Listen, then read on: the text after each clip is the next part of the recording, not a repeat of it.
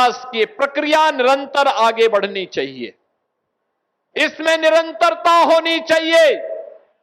और निरंतरता इसीलिए होनी चाहिए क्योंकि ये निरंतरता अगर न हो तो फिर आने वाली पीढ़ियां कोसेंगी।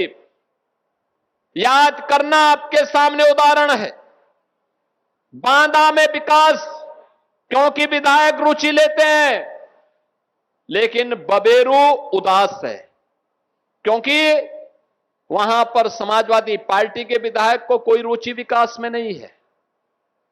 उनका विकास तो जमीनों पर कब्जा करना है, गरीबों को प्रताड़ित करना है, गरीबों के हक पे डकैती डालना है, यही उनका विकास है। बहनों और भाइयों, इस प्रकार की उद्दंडता और इस प्रकार के गरीबों के हकों पर पड़ने वाली डकैती को हर हाल में रोकना पड़ेगा। ये लोग, आप सोचो, समाजवादी पार्टी के समय में या कांग्रेस के समय में क्यों नहीं वीरांगना अवंतीबाई लोधी की प्रतिमा स्थापित हो पाई? क्यों नहीं महाराणा प्रताप की मूर्ति स्थापित हो पाई? क्यों नहीं इन तीर्थों का पुनरुद्धार हो पाया? क्यों नहीं मंदिरों के सुंदरीकरण का कार्य हो पाया? क्यों नहीं बुंदेलखंड की कनेक्टिविटी के ये बेहतरीन कार्य संपन्न हो पाए? क्योंकि उनकी रुचि नहीं थी। मुझे याद है जब मैं 2017 में मुख्यमंत्री बना था और मैं तब उत्तर प्रदेश के बारे में पहले से ही जानकारी रखता था, कहां की क्या स्थितियां हैं। और मैंने मुख्यमंत्री बनने के बाद दो बातें कही थी। मैंने कहा था इलीगल स्लॉटरिंग पूरी तरह बंद होगी, और तब फिर मैंने कहा था कि गरीबों की जमीनों पर, सार्वजनिक जमीनों पर, व्यापारियों की संपत्तियों पर अगर किसी माफिया ने कब्जा किया है, अगले 24 घंटे के अंदर खाली कर दें, और नहीं खाली करेंगे तो हमें खाली करवाना आता है।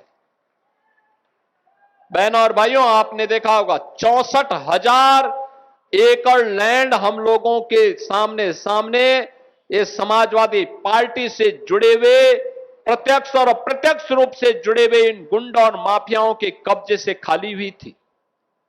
आज उसी में निवेश हो रहा है। उसी निवेश के आधार पर नौजवानों को नौकरी मिल रही है।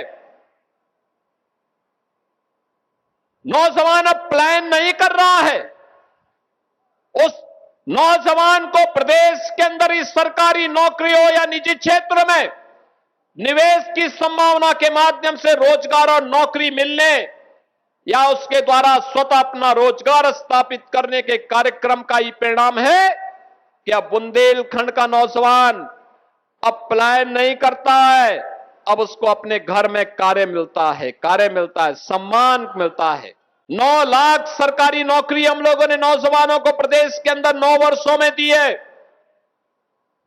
3.25 करोड़ नौजवान प्रदेश के 1 डिस्ट्रिक्ट 1 प्रोडक्ट और प्रदेश के अंदर अलग अलग जनपदों के लिए एमएसएमई के लिए जो कार्य किया गया है, हर जनपद की यूनिक प्रोडक्ट को आगे बढ़ाया गया है, जिसमें बांदा का सजर पत्थर की भी जो सजावट है, अब तो मैं देखता हूं तमाम सोने की कलाकृतियों में जो पहले नग पहनते थे, उस नग की जगह मैं देखता हूं बड़ी बड़ी कंपनियां आज सजर पत्थर को मंगा रही हैं नग की जगह। यानी आपका यहां का सजर पत्थर अब कीमती रत्नों में उसकी गिनती हो रही है।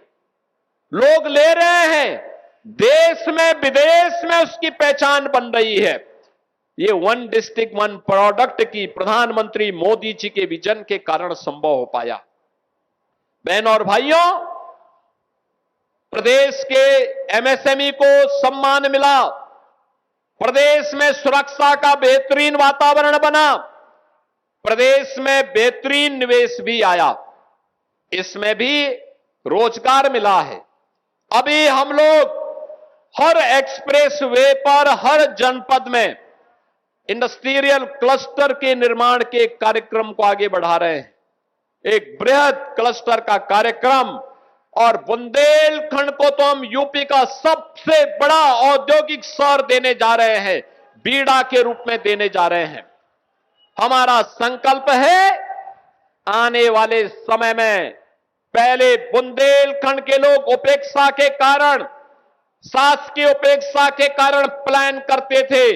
आने वाले समय में हमारे बुंदेलखंड के नौजवानों को प्लान नहीं करना पड़ेगा, बल्कि देश और दुनिया के लोग और नौजवान बुंदेलखंड में नौकरी मांगने के लिए आएंगे और बुंदेलखंड को ऐसा भव्य और दिव्य बुंदेलखंड के रूप में हमें स्थापित करना है।